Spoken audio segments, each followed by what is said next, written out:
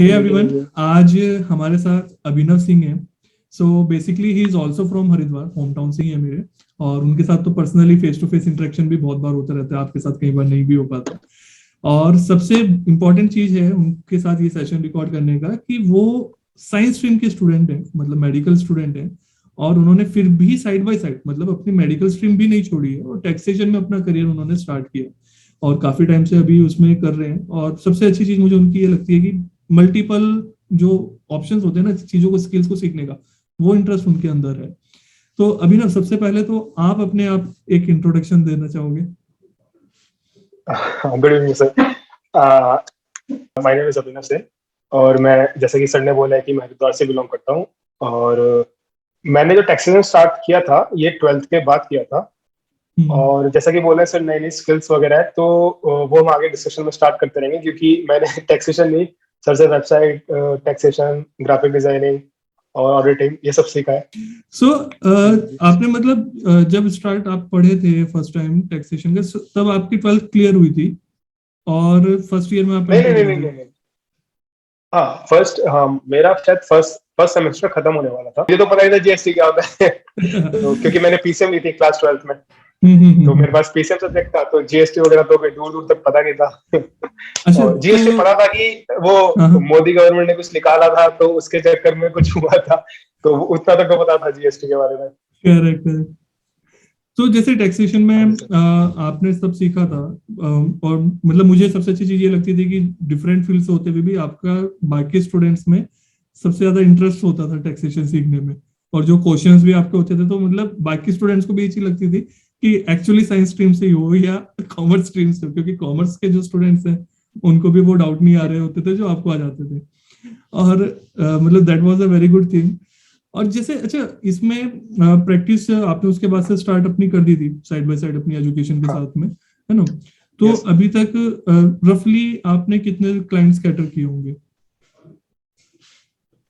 Sir actually मेरा जो field है वो ई कॉमर्स है। मतलब ना, जो मेरा टैक्सेशन का रहता है वो काउंटर, अपना हम काउंटर टैक्सेशन, मतलब क्लाइंट्स नहीं लेते हैं।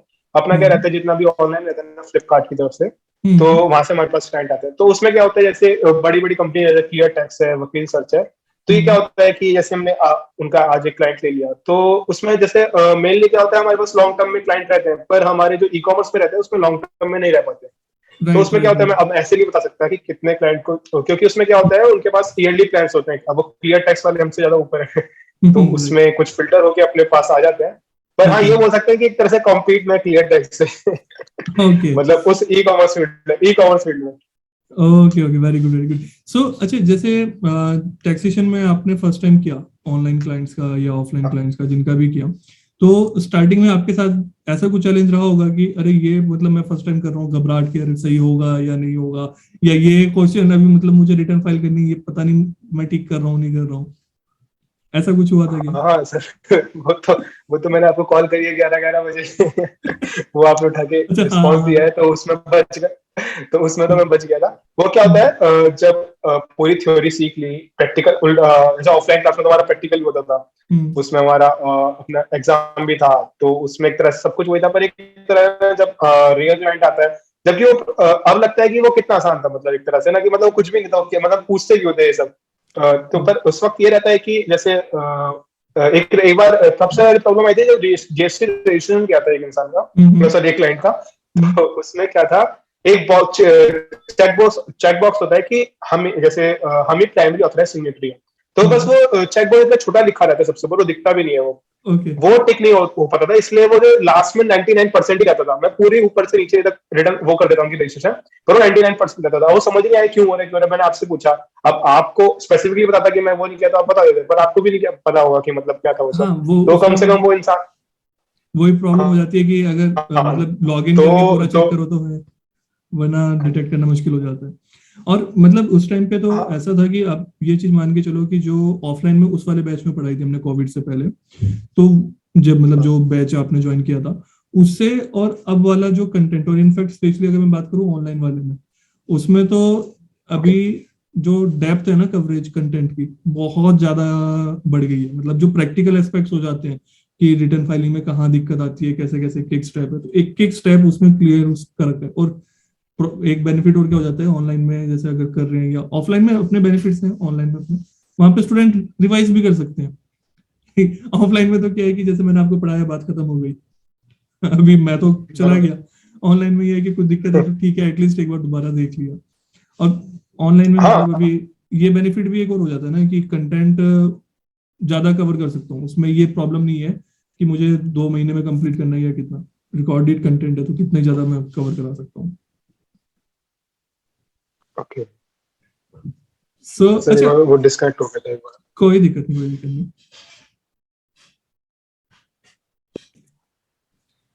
हाँ सो इस आ रही है ठीक, अभी कट हो ऑडियो जाएगा। आपको? ऑडियो अभी आ रही है ना? हाँ ऑडियो वाली सर, वो एक्चुअली बीच में कॉल आई थी और वो फिर डिस्कनेक्ट ही होने थे, फिर कोई आवाज ही दिक्कत नहीं आ नहीं, रही आपको। हाँ कोई दिक्कत नहीं। अच्छा, इसके हाँ जी सर। अलावा आपने दो चीजें आप और बता रहे थे, एक तो वेबसाइट का आपने सीखा था और सेकंड क्या? हाँ एक्चुअली मैंने जो अगर पर्टिकुलर कोर्स है तो मैंने तो टैक्सेशन का किया है हम्म। स्टार्ट, और वेबसाइट डेवलपमेंट वेबसाइट। का किया है। हाँ। वेबसाइट डेवलपमेंट का क्या था, इंट्रोडक्शन था वो। हम्म। वेबसाइट डेवलपमेंट एकदम स्टार्टिंग में था वो, पर उसमें हम्म। इन डेप्थ को मैंने खुद ही ट्राई करते करते करते आ गया। पर वो तो मेनली अंडरस्टूड। टैक्सेशन हो गया, हम्म। वेबसाइट डेवलपमेंट हो गया, और फिर ग्राफिक डिजाइनिंग का भी था मेन ना। वो हम्म। ग्राफिक डिजाइन मैंने आपसे मतलब एक तरह से वो कोई कोर्स नहीं था। मतलब आपसे थोड़े थोड़े पॉइंट्स में हाँ पूछता रहता था कि सर आपने ये कैसे बनाया, ये कैसे बनाया। राइट, तो क्योंकि वही था, मतलब कोर्स नहीं किया था मैंने उससे। क्योंकि मैं वही चीज हाँ सोच जी। रहा था, ऑफलाइन में मैंने ग्राफिक डिजाइनिंग का कभी कराया नहीं है। ऑनलाइन में तो रहता है पर्टिकुलरली कोर्स, ऑफलाइन में वो कवर नहीं था, हाँ वेबसाइट का कवर था। हाँ हाँ। उस वक्त हाँ जब स्टार्टिंग में हुआ था ना, तो मेरे को वेबसाइट वगैरह का पता लगा था। तो मेरा फर्स्ट सेमेस्टर चल रहा था उस वक्त ना, तो मेरा जैसे मेरे पास मैं साइकिल से आता था उस वक्त। तो कॉलेज से लेके लंच ब्रेक होता था, तो मैं कॉलेज से लेके और आपका ही रानीपुर मोड़ कम से कम बैठते 6 किलोमीटर बैठते हैं हम्म। रफली ना। तो वो उस वक्त गर्मी वगैरह पड़ती थी, तो वहां से स्टार्ट करता था। फिर मैं सोचता था कि अब सिर्फ टैक्सेशन ही क्यों सीख रहा हूँ, मतलब फिर अब वहां पे क्या वेबसाइट डिजाइनिंग है। तो फिर वो मैंने हाँ। 2 कोर्स इकट्ठे ले लिए थे। क्या करता था, फिर कॉलेज से आता था, फिर वहां पे ब्रेक होता था, आपके आता था, फिर वापस वहां से वापस कॉलेज जाना पड़ता था। तो वो उस वक्त तो था कि लगता था कि कुछ हो पाएगा नहीं, तो एक तरह से मोटिवेशन आता रहता था कि मतलब बाकी लोग ऐसी ब्रेक में टाइम खराब कर रहे हैं और मैं एक तरह से कॉलेज से यहाँ आ रहा हूँ, कुछ सीख रहा हूँ। तो ये बात एक तरह से ये बहुत, मोटिवेशन भी रहता है। ये चीज बहुत अच्छी है, मतलब जो टाइम का यूटिलाइजेशन आप करते हो ना, वो मुझे आपके अंदर क्वालिटी बहुत अच्छी लगती है कि हाँ, लर्निंग पे पूरा फोकस है कि कुछ ना कुछ नया सीखते रहना है, चाहे एक फील्ड में या बराबर। दूसरे में। अच्छा, तो जैसे अभी आपकी कौन सा सेमेस्टर चल रहा है अभी आपका, और कोर्स कौन सा कर रहे हो हाँ मेरा एग्जैक्टली ये बताइए? Fifth semester sir. मैं बी फार्मा कर रहा हूँ। B actually pharma. पीसीएम के बाद इंजीनियरिंग करते हैं, पर एक्चुअली मेरा थोड़ा मैथ्स वीक था, तो मुझे पता लग गया था कि मतलब इतना एक्सेल नहीं हो पाएगा। हाँ तो हाँ। मतलब वही था ना कि आर या पार वाला बात होती है, तो मैं उसके पीछे चला गया, इंजीनियरिंग नहीं करना, फिर मैं बी फार्मा में चला गया। उसमें क्या होता है, केमिस्ट्री थी, मेरी केमिस्ट्री स्ट्रॉन्ग थी इतनी, मतलब करेक्ट। स्ट्रॉन्ग मतलब चलता था इतना। तो फिर मैंने बी फार्मा कोर्स किया। करेक्ट। मतलब वही अभी मैं थर्ड ईयर में हूँ बी फार्मा में। हम्म। हाँ जी। अच्छा, अभी जैसे आपका टैक्सेशन का है, अब मैं इसको दो सिनेरियो में आपसे पूछना चाहूंगा सो दैट बाकी जो, क्योंकि हमारे पास ना एक चीज ये रहती है, आपका तो फिर भी बी फार्मा में एक करियर आपका क्लियर विजन है। बहुत बार, मैक्सिमम केसेस में, बहुत बार क्या कहूंगा, इनफैक्ट जो स्टूडेंट्स आते हैं साइंस स्ट्रीम के, बहुत स्टूडेंट्स होते हैं जो इसमें अपना करियर सेटअप करते हैं टैक्सेशन में। और उसका रीजन क्या होता है, उनको मेनली ये फील होता है कि ट्वेल्थ में साइंस ले ली थी, क्यों ली थी, उसका एक बहुत सॉलिड रीजन होता है, फ्रेंड ने ली थी। फ्रेंड ने ली थी इसलिए मैंने ले ली थी, नहीं पता था कि आगे क्या स्कोप बराबर। होगा, क्या चैलेंजेस आएंगे। और जब ट्वेल्थ क्लियर हुई, और कई बार तो ऐसा होता है कि उन्होंने ग्रेजुएशन भी कर ली, अपनी बीटेक कर लिया, जो भी उनको ग्रेजुएशन जिस फील्ड में था साइंस में वो किया, उसके बाद पता चला कि अरे जितना पैसा लगा दिया, इतना टाइम लगा दिया, वो अपॉर्चुनिटी अब भी नहीं है मार्केट में, क्योंकि बहुत ज्यादा स्टैग्नेंट हो चुकी है अभी साइंस स्ट्रीम में। एक चैलेंजिंग ये हो जाता है कि अगर आप टैलेंटेड हो, आप एफर्ट्स दे रहे हो, फिर तो अपॉर्चुनिटीज बहुत है, अदरवाइज भीड़ ज्यादा हो चुकी है। उसके कारण वहां पे जिसको मैक्सिमम स्टूडेंट्स को देखा कि साइंस करना है क्या, पीसीएम करना है, आगे क्या इंजीनियरिंग करनी है, इंजीनियरिंग किसी भी कॉलेज से कर ली, जैसे कि कॉमर्स में एमबीए का हो रखा है, या ग्रेजुएशन की हम बात करते हैं तो वो वाली, ओके। कॉमर्स में भी अगर हम एमबीए किसी कॉलेज से ऐसी कर लेते हैं या ग्रेजुएशन कर लेते हैं, उसकी भी कोई वैल्यू नहीं है। तो उसके बाद जब स्विच करते हैं तो वो उसको फुल फ्लेज करियर बना रहे होते हैं टैक्सेशन को, है ना, तो मतलब उनका क्लियर होता है कि जीरो लेवल से हम सीखेंगे, इसमें अपना करियर बनाएंगे। अब जो मैं आपसे पूछना चाह रहा हूँ Okay. वही चीज ये कि जैसे टैक्सेशन आपने सीखा, आपके लिए बिल्कुल जीरो था, आपको तो मतलब ये भी नहीं पता था कि कॉमर्स बराबर, में एबीसीडी क्या है कॉमर्स की, है ना? बिल्कुल तो बिल्कुल। उसको उस लेवल से स्टार्ट करने में जिस लेवल तक आप पहुंचे हो, कैसा रहा? स्मूथ रहा, थोड़े चैलेंजेस आए, या एक्साइटमेंट था, या चैलेंजिंग था? हाँ, स्टार्टिंग में तो क्या था, मेरे पास 2 ही क्लाइंट थे। हम्म। कम से कम मेरे पास 6 महीने सिर्फ 2 क्लाइंट थे। 2 ओके। क्लाइंट भी रहता कि एक अपना दोस्त था कॉलेज में ही, उसने हम्म। अपना मेडिकल स्टोर स्टार्ट किया था, तो उसका ठीक जीएसटी है। नंबर मैंने इशू वगैरह करा दिया। ठीक और है। दूसरा क्लाइंट बाय चांस मिल गया। ठीक वो मत, तो कम से कम 6 महीने मेरा कोई क्लाइंट नहीं था। उसमें है। ये था कि उससे फायदा मेरे को ये हुआ कि मैंने बाकी की चीज सीख ली, जैसे मैंने ग्राफिक डिजाइनिंग सीख लिया, मैंने वेबसाइट डेवलपमेंट सीखा। तो ये हम्म। मैंने एक तरह से ना अपनी बिजनेस सर्विसेज स्टार्ट कर दी। अब क्या होता है, जैसे मैं अगर जीएसटी सीखता और जीएसटी में शुरू में मेरे पास क्लाइंट आ जाते, तो फिर मुझे लगता है कि मैं ये सब स्टार्ट कर पाता, क्योंकि फिर मैं अपने टैक्सेशन में रहता। अपने को करेक्ट। फिर ये अब इस रियलाइज हो गया था बिजनेस सर्विसेज में कि हम ना एक क्लाइंट पकड़ेंगे कोई, मतलब जैसे हम अभी क्या करते हैं, जैसे कोई ब्रांड है तो वो अपना ब्रांड बनाना चाह रहा है, तो हम उससे बोलते हैं कि हम आपका टैक्सेशन संभालेंगे, आपका जितना भी वेबसाइट का होगा सब हम संभालेंगे, मतलब एक तरह से आपका पूरा ई कॉमर्स वगैरह हम डेवलप आप करेंगे। आपको करेक्ट। लीगल भी कोई दिक्कत नहीं आएगी, क्योंकि एक बार आप टैक्सेशन सीख लेते हैं ना, तो आपको बाकी चीज वो पूछते हैं कि एफएसआई लाइसेंस कर दोगे। हाँ, मैंने एमएसएमई का कोर्स भी किया था ऑनलाइन, ओके। तो एक तरह से पूरा पैकेज मिल जाता है अपने को ना, कि हाँ। एमएसएमई भी करेंगे, एफएसआई भी करेंगे, जीएसटी भी करेंगे, तो लगता है कि हाँ ये पूरा लीगल भी संभाल रहे हैं, हमारा ई कॉमर्स भी संभाल रहा है। तो एक तरह से हमें पूरा जो वो क्लाइंट है ना, वो किसी और मतलब एक तरह से होता है ना कि या तो आप एक ही चीज में बिल्कुल टैक्स में चले जाओ। अब अपना राइट। ये था कि या तो हम एडवोकेट होते, ऐसे ही होते तो इतना बड़ा कर सकते थे। पर करेक्ट। एक टैक्सेशन में भी बहुत बड़ी फील्ड है, मतलब इसमें भी कोई दिक्कत नहीं आती, पर एक होता है ना कि मतलब एक चीज करते करते बोर हो जाता है इंसान। तो अब जैसे क्या होता है, अब हम कोई जैसे पेटेंट रजिस्ट्रेशन, मैंने पेटेंट रजिस्ट्रेशन में सीखा खुद ही। और कम से कम मैंने 4 ब्रांड पेटेंट करे हैं। ओके। और ग्राफिक डिजाइनिंग में हमारे 6 क्लाइंट हैं जिनके ब्रांड है, मतलब बड़े। करेक्ट। मैं आपको वो भेजूंगा इमेजेस वगैरह ग्राफिक डिजाइनिंग की। और फिर हमने प्रोडक्ट डिजाइनिंग भी सीखा। मतलब ये मेरा खुद का काम है। तो अब क्या कर रहा हूँ, जैसे मेरे पास ज्यादा बर्डन आ जाता है, जैसे अब तो नहीं है, पर पिछले साल बहुत बर्डन था 2021 में ना। तो मैंने बहुत सारे काम दे दिए थे अपने ना, क्योंकि अब पर एक तरह से ये होता है कि अपने को नेटवर्क मिल जाता है बहुत ज्यादा। राइट। इनफैक्ट मैं भी ये कहता हूँ, जो अभी शायद आपने पता नहीं देखा नहीं देखा है, ऑनलाइन में एक गोल्डन क्लब करके हमारा कोर्स रहता है जिस टाइम मैं रिकॉर्ड कर रहा हूँ। हाँ, इस टाइम एक गोल्डन क्लब है, और मोस्ट प्रोबेबली में जल्दी एक इससे अबव भी एक कोर्स लॉन्च हो सकता है, हो जाए, तो दैट्स अ सेपरेट थिंग। तो अभी जैसे गोल्डन क्लब है, तो उसमें भी इसी चीज को फोकस करते हुए स्टूडेंट्स की डिमांड पर और अपना एनालिसिस पे, कि जो कोर्सेज हो गए वो बंडल्ड हो गए। अब उसमें क्या, वो टैक्सेशन भी हो गया, अकाउंटिंग भी हो गया, एमएसएमई रजिस्ट्रेशन हो गया, प्रोजेक्ट रिपोर्ट, बैंक लोन के लिए क्लाइंट आएंगे अभी, क्योंकि क्लाइंट आए तो बराबर बिजनेस को बराबर। बैंक लोन चाहिए चाहिए, तो वो उसके लिए भी आपके पास रीच करेंगे। वेबसाइट डेवलपमेंट हो गया, जैसे आपने वेबसाइट डेवलप करके अर्न करना शुरू किया। ग्राफिक डिजाइनिंग होगी, बेसिक ड्रैग एंड ड्रॉप करके कि पावर पॉइंट के थ्रू ही कैसे ग्राफिक डिजाइनिंग कर लो एडवांस लेवल की। तो वो सारा कुछ मतलब जो है ना, एक जब पैकेज हो जाता है, तो मैं हमेशा इस चीज को कहता हूँ कि 10 क्लाइंट को एक एक सर्विस देने से अच्छा है एक क्लाइंट को 10 सर्विस देना, क्योंकि बराबर 10 क्लाइंट को संभालना भी पड़ेगा, उनकी कॉल भी अटेंड करनी पड़ेगी, 10 क्लाइंट को ढूंढना मुश्किल। और वो क्या होगा, आप एक ही सर्विस दे रहे हो तो एक दूसरा पर्सन दूसरी सर्विस दे रहा है, तो कल को हो सकता है कि वो उसके पास ना चला जाए। अब आपके पास ही वो सारी सर्विस ले रहा है, तो वो आपके पास बंद गया है। अब उसको ऐसा पर्सन बराबर। शायद ही कोई मिले जो ये सारी सर्विसेज एक ही जगह मिल जाए उसको, इस क्वालिटी की। तो वो क्लाइंट ना आपके साथ परमानेंट जुड़ चुका होता है फिर। एक ऐसा भी है कि सब कुछ ऑनलाइन हो रहा है, तो जहां तक कि आप देखिए जितने भी एडवोकेट्स वगैरह हैं, क्योंकि ज्यादा टैक्सेशन का सामान मतलब काम है वो एडवोकेट्स का होता है, तो वो क्या है, वो उनके पास ना ई कॉमर्स की बिल्कुल भी नॉलेज नहीं है। आप करेक्ट। देखेंगे कि आप अगर काउंटर सेल्स देखते हैं तो बहुत ही कम होती है, कम से कम इंसान की 3-4 हजार में खत्म हो जाती है। मैंने आपको एक बार बताया भी था कि एक क्लाइंट है तो उसकी 3 लाख इनवॉइसेस जनरेट होती है, मतलब एक महीने में 3 लाख इनवॉइसेस जनरेट करता है। तो मुझे लगता है कि वो एडवोकेट वगैरह उस चीज को हैंडल कर सकते हैं जब तक कि उनके पास वो वाली नॉलेज ना हो, मतलब सॉफ्टवेयर वगैरह की। क्योंकि एग्जैक्टली। 3 लाख इनवॉइसेस में क्या होता है, आपका कम से कम सिर्फ 80,000 ही सेल्स होती है, उसमें आपकी रिटर्न होती है, रिटर्न ऑन इन्वेस्टमेंट रिटर्न होती है। उसमें कुछ चीजें मतलब वापिस आ जाती है, वो रिटर्न ही कहेंगे, पर एक तरह से होता है कि परचेज हुई एकदम कैंसिल हो गई तो हम कैंसिल कैंसिल। बोलेंगे, रिटर्न हो गई। तो बहुत सारी चीजें होती हैं जो कि हमें देखनी पड़ती है। उसमें होता है कि फिर टीसीएस कटता है, टीसीएस हमें बराबर मतलब मैच करना पड़ता है।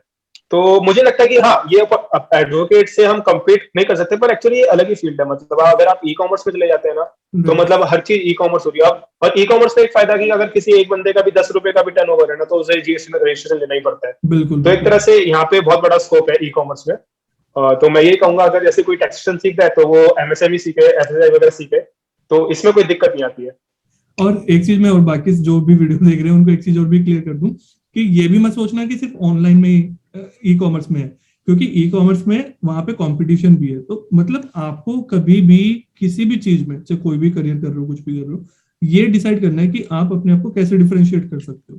क्योंकि जब तक आप बाकी सबके कॉपी कर रहे हो तो आप भीड़ का एक हिस्सा हो। जैसे ही अलग हो गए तो आप में कुछ यूनिकनेस होगी कि क्लाइंट अब उस यूनिकनेस के लिए आपके पास आएंगे। जैसे अभिनव ने अपनी यूनिकनेस बनाई कि इनका भी टैलेंट क्या था कि इनको साइंस स्ट्रीम से थे, तो टेक्नोलॉजी की भी इंटरेस्ट भी था, और जो बिजनेस की नॉलेज थी स्टार्टअप की, उनको ऑर्गेनाइज करने की, वो इनका पैशन था 12th के बाद से। तो उसको यूटिलाइज करते हुए टैक्सेशन को इन्होंने उसमें मर्ज किया एक तरीके से। तो एक नया सेगमेंट इनका बन गया, जो कि अभी मैं कह सकता हूँ कि कोई सीए या एडवोकेट नॉर्मली नहीं प्रोवाइड कर सकता है। ठीक है ना? तो आप जो एक क्वेश्चन आता है ना कि सीए हाँ तो सर, है, एक और चीज बोलना एडवोकेट तो है। चाहूँ। हाँ, बोलो एक और चीज बोलो। बोलना चाहता हूँ, क्योंकि जब मैंने कोर्स स्टार्ट किया था, तो हम्म, मुझे सर ने फर्स्ट डे बोला था कि अभी दिखाया था कि देखो, अगर आपके पास 10 क्लाइंट है तो आपके पास इतने रुपए आ हम्म, जाएंगे, ठीक है। पर हम्म, सर ने सबसे पहले बोला कि अपनी लाइफ ना, अभी जो ये पीरियड है 30 साल तक, हम्म, अपनी लाइफ इन पैसों के पीछे भागने में मत बर्बाद करना। अभी जितना सीख सकते हो उतना सीखो। तो उस वक्त तो अजीब लगा कि 6-7 महीने की मैंने कोर्स भी कर लिया, और जीएसटी का भी कर लिया, और अपना वेबसाइट का भी कर लिया, एक भी क्लाइंट नहीं है, अपनी वेबसाइट बना रहा हूँ हम्म। और जीएसटी भी वही है कि 2 क्लाइंट में रह रहा है। पर उसके बाद फिर रियलाइज होने लगा कि मैं धीरे धीरे सीखता जा रहा था ना, कि ऐसे एक क्लाइंट आया, उसने ई कॉमर्स, उसका थोड़ा चैलेंज, जैसे एफएसआई का लाइसेंस लेके आया वो, अब मेरे को तो कोई नॉलेज नहीं थी उसकी, पर मैंने यूट्यूब वगैरह पे सर्च किया, वो सीखा। फिर एक तरह से ना वो होता है कि एक नॉलेज होती है कि एकदम से मतलब आपने अभी सीखी और अभी वाली मतलब आपके पास पैसे आने लग गए। तो ये उस टाइप का था कि मतलब लर्निंग पर्पस पे ज्यादा ध्यान दिया था, और अभी भी आगे भी वही है कि जितना लर्निंग हो सकती है उतना ही, क्योंकि फिर एक तरह से पैसा मतलब आता है पैसा, पर फिर अपने उतना फोकस नहीं रहता उस पर ना। मतलब राइट। मेरा यही है कि ट्रैवलिंग वगैरह का मेरा बहुत रहता है, तो जितना भी पैसा आता है तो उसमें जाता है, बाकी अब थोड़ा सोच रहा हूँ इन्वेस्ट करने की बात उसमें। और पर इसमें ये था कि बल्कि मेरा कभी ऐसे मेन मेन गोल ये नहीं था कि मेरा पैसा था। पैसा भी था, पर ये स्टार्टिंग का मोटिवेशन में पैसा नहीं, मतलब एक तरह से आपने किक करी थी, वो एक तरह से मन नहीं था कि मतलब हाँ वो 8 लाख रुपए दिख रहे हैं मुझे, तो वो मैं आ गया। और उसके बाद धीरे धीरे डेप्थ में जाता रहना, तो उसमें लगा कि नहीं, अगर हम जितनी लर्निंग करते रहेंगे ना उसमें, उतना बड़ा होते रहेंगे, और फिर उतना आराम से पैसा आएगा। एग्जैक्टली मतलब मैं भी अगर यूट्यूब की वीडियोस देख लो या मेरे कोर्सेज में अंदर आप देखो या स्टूडेंट से कभी भी इंटरेक्शन होते हैं, मैं हमेशा यही चीज कहता हूँ कि पैसा बहुत इंपॉर्टेंट है। एक्चुअल में अल्टीमेटली रियलिटी यही है, हार्श रियलिटी है कि हर कोई जो भी करियर सेलेक्ट कर रहा है कहीं ना कहीं वो अर्निंग के लिए कर रहा है। बट सीधा डायरेक्टली अर्निंग के लिए भागना ना सबसे गलत चीज है। जब तक आप अपने ऊपर इन्वेस्टमेंट नहीं करोगे अपनी स्किल्स पे, तो आप रिटर्न नहीं ले सकते हो। अपना इन्वेस्टमेंट, अपने ऊपर का इन्वेस्टमेंट सबसे बड़ा इन्वेस्टमेंट। और अभी ना आपको एक चीज और मैं कहूंगा कि जो ऐप में ना एक 19 रुपीज का कोर्स है, मतलब ऑलमोस्ट फ्री है वो, 19 रुपए का। उसमें ना अभी मैंने यही चीज बता रखी है पूरी की प्रैक्टिस ग्रो कैसे करनी है। मतलब वहां पे जो आपका बैच आपने ज्वाइन किया था उस टाइम पे ये वाला पार्ट काफी लिमिटेड था। अभी तो हम कवर करते हैं इन डेप्थ। ओके। अभी तो मतलब पूरा स्ट्रक्चर ही चेंज हो गया उस टाइम से। तो अभी स्ट्रक्चर क्या हो गया कि पहले कहीं ना कहीं थोड़ा फोकस कंटेंट पे रहता था, कोर्स पे ज्यादा। अब कोर्स के साथ साथ अर्निंग वाला पार्ट समझाना बहुत इंपॉर्टेंट हो गया। तो मतलब क्लाइंट कैसे मिलेंगे, ओके। ऑनलाइन कैसे मिलेंगे, ऑफलाइन कैसे मिलेंगे, अपना पोस्ट विजिटिंग कार्ड कैसे डिजाइन करना चाहिए, ब्रांड का नाम कैसे रखना चाहिए अच्छे से। और ये अच्छा। सारा कुछ उसमें 19 रुपए में ही समझा रखा है, वो फ्री है सबके लिए एक तरह से। और कोर्स के अंदर करते हो तो ओके। उसमें और अच्छे से वो डिटेल में पूरा कवर हो जाता है। मतलब जो चैलेंजेस आपको रहे भी है ना स्टार्टिंग में, आपका तो फिर भी क्या था कि पर्सनल हम्म। 1 to 1 इंटरेक्शन हो जाता था, तो मैं गाइड कर देता था। हाँ हाँ, बराबर। बाकी सबके साथ इतना नहीं हो पाता है। तो वो अगर सीक्वेंस में आपने सीखा हो तो और ज्यादा स्ट्रांग हो जाती है चीजें। हाँ, मतलब ऐसे ही कि जरूरी है कि ऑफलाइन में फायदा हो, क्योंकि जो मेरे साथ थे उस वक्त, मुझे नाम याद नहीं आ रहा, था वो भी कॉमर्स का था, तो मैंने देखा कि उसका कोई मतलब वो स्टार्ट ही नहीं किया उसने जीएसटी वगैरह का। तो एक तरह से वो भी गारंटी नहीं होती कि मतलब अगर आपका इंटरेस्ट है तो आएंगे। तो थोड़ा राइट। पेशेंस का भी रखता है। पर बिल्कुल। अगर स्ट्रेटेजी हो आपके पास एकदम, जैसे आपके कुछ मैंने बहुत सारे इंटरव्यू देखे थे, वो एक इंटरव्यू था उसने मतलब इतनी जल्दी इतना कर लिया ग्रो। तो बिल्कुल। एक तो टाइम टाइम की बात होती है, मतलब पर एक स्ट्रेटेजी की भी बात होती है, और थोड़ा प्रोडक्टिव भी रहना चाहिए। तो एग्जैक्टली मतलब देखिए as a faculty as a coach कोई भी, या मैं हूं या कोई भी, आपको गाइड कर सकते हैं। अल्टीमेट एफर्ट्स आप ही को देने हैं, क्योंकि एक पर्सन सबको एक जैसा पढ़ाता है हमेशा। तो अगर उसमें ही देख लें, क्रिकेट टीम में देखते हैं तो सबका कोच तो सेम ही है ना, टीम का कोच, बट सारे प्लेयर एक जैसे नहीं है, हर कोई विराट कोहली नहीं है। तो वो बनने के लिए कुछ यूनिकनेस और कुछ एफर्ट्स, एक पैशन अपना चाहिए होता है कि जो गाइड कर रहे हैं वो आप कैसे फॉलो करो। तो वहां पे थोड़ा डिफरेंस आता है। अदरवाइज मैं आज भी मानता हूँ आने वाले 5 साल तक टैक्सेशन का फील्ड सबसे स्मूथ फील्ड है स्टार्ट करने वाला। अभी कंपटीशन कुछ भी नहीं है मार्केट में, जितनी मार्केट में रिक्वायरमेंट। हाँ वही है कि अगर आपको लग रहा है कि मेरा कोई ऑफिस है, तो मेरा कोई ऑफिस नहीं है। मतलब हाँ, मैंने जितना भी करा है ना, सिर्फ एक लैपटॉप से किया जितना भी अभी तक। राइट। हाँ, मतलब बहुत सारे अब स्टूडेंट्स थोड़ा को डाउट एक्सपेंड होता है। करने वाले हैं। राइट, बहुत सारे स्टूडेंट्स को डाउट हाँ होता है कि और हमें फिर ऑफिस ऐसा खोलना कुछ नहीं है कि पड़ेगा। आप लोग प्रॉपर्टी, हाँ मतलब मुझे टैक्सेशन की वजह से ही मेरे वेबसाइट के क्लाइंट आए हैं। बाकी चीजें की सब एक तरह से आप बोले कि जो सीट था वो जीएसटी ही था, जिसकी वजह से एक मतलब प्रोफेशन बन जाता है ना कि अगर आप वेब डेवलपर हो तो आपको बहुत वो ग्रूमिंग होती है वेबसाइट में कि आप कितना जल्दी कर सकते हो, वो सब धीरे धीरे होता है। बट टैक्सेशन क्या है, उसमें ग्रूमिंग नहीं है, उसमें तो एक ही चीज आपको पर्टिकुलर प्रोसेस के साथ ही करनी है। तो उसमें इसकी वजह से एक प्रोफेशन बन गया था उसमें। तो इसकी वजह से मैंने जितनी भी और सर्विस ऐसे ऐड करता रहा। तो अपनी अभी वेबसाइट बनने वाली है सर, वो क्या बीच में हमने बिल्कुल सिंपल सी बनाई थी। अब हम थोड़ा सोच रहे हैं कि उसमें ऑटोमेशन वगैरह लाएं, थोड़ा ईमेल मार्केटिंग वगैरह स्टार्ट करें। तो अभी उस पर काम कर रहा हूँ, मैं खुद ही कर रहा हूँ अभी। और ये तो चीज है, उस पे देखो ये रहेगा कि मतलब जैसे कोई क्लाइंट आएगा। अगर एक से ज्यादा सर्विस है ना, जैसे अभी आपने बताया, तो आपके पास ये एक तरीके का क्या हो गया कि आपने दरवाजे ज्यादा ओपन कर दिए। एक मॉल है जिसमें आपने हाँ 4 डोर्स ओपन कर दिए, एक टैक्सेशन का, एक अकाउंटिंग का, एक वेबसाइट का, और एक किशोर सर्विस का कर दिया हमने। अब 4 डोर ओपन है तो हो सकता है वो किसी और पर्सन शॉपिंग के लिए आया था, वो कोई एक कपड़े खरीदने आया था, लेट से उसने वो आया था टैक्सेशन के लिए। तो जब मॉल में एंटर कर गया ना, तो दूसरी चीजें भी खरीदेगा। कोई मूवी देखने आया था, हाँ बराबर। तो वो मूवी देखने आया था, वो शॉपिंग भी करके जाएगा। तो ये सेम चीज है कि आपके पास ओके अगर 4 चीजें हैं ना आप दे रहे हो, तो क्लाइंट चारों में से एक जगह से एंटर करेगा और दूसरी जगह आपका कन्वर्ट होगा। ये चीज तो हमेशा यही वर्क होता है। करेगी। तो मेरे साथ भी यही होता है, जैसे कि मेरे पास कोई जीएसटी का क्या मतलब, एक तरह से वेबसाइट बनवाना है।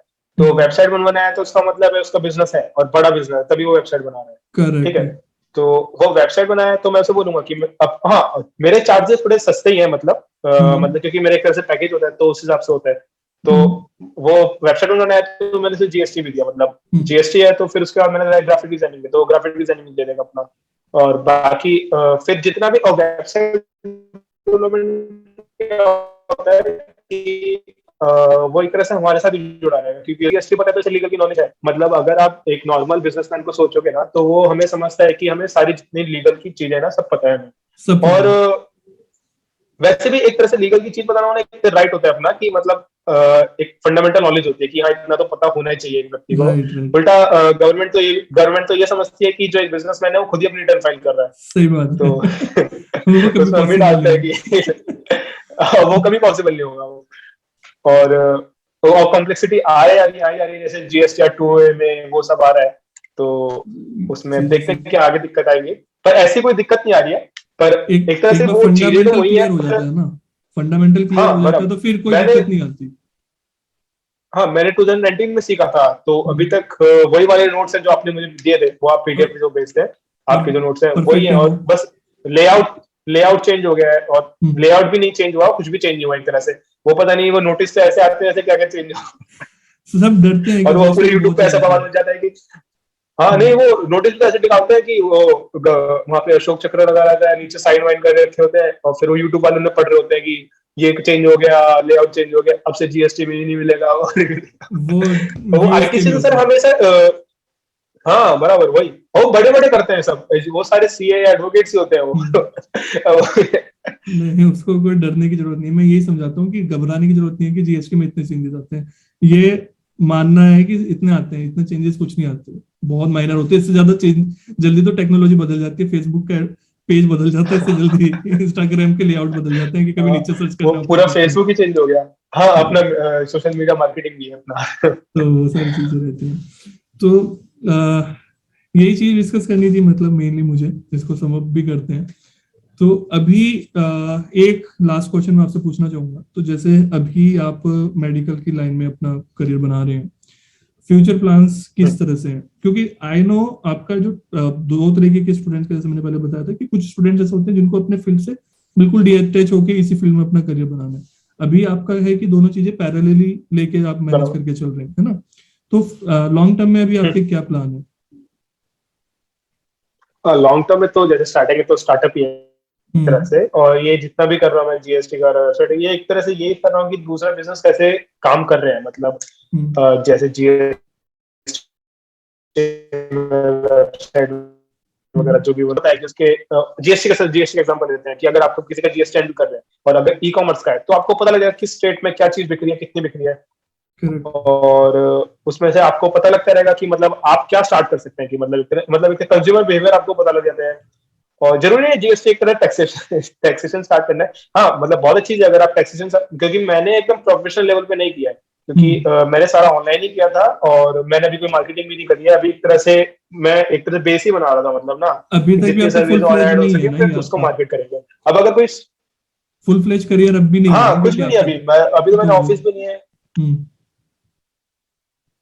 वही था।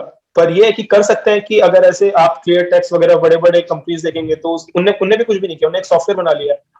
और आप भी एक तरह से किसी सॉफ्टवेयर डेवलपर को हायर करिए और वो मतलब जीएसटी वगैरह क्या होता है, जितना सॉफ्टवेयर होगा ना उतना आसान हो जाता है, तो आप कितने भी क्लाइंट्स को हैंडल कर सकते हो। वो क्लियर टैक्स वगैरह सब यही करते हैं, वो उनका मार्केटिंग है बस, बाकी तो उनका सॉफ्टवेयर भी ऐसा ही है। हम मतलब सॉफ्टवेयर बोलेंगे कि बहुत अच्छा है, पर ये है कि एक तरह से वो हम भी कर सकते हैं। हमें लगता है ना कि उतनी बड़ी कंपनीज है वो ऐसे सब कुछ उठा लेगी, तो ऐसा नहीं है। हर कोई बिलीव नहीं